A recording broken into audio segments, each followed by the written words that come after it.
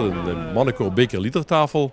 En we hebben ons jaarlijkse ledenuitstapje. En we hebben dit jaar uitgekozen om mee te gaan met de Zuid-Limburgse stoomtreinmaatschappij. En we maken een zingende tour door het mooie Limburgse landschap. En iedereen is daar hartstikke enthousiast over. En proberen dat enthousiasme over te brengen ook naar toekomstige zangers. Want de Limburgse zangcultuur is natuurlijk heel prominent.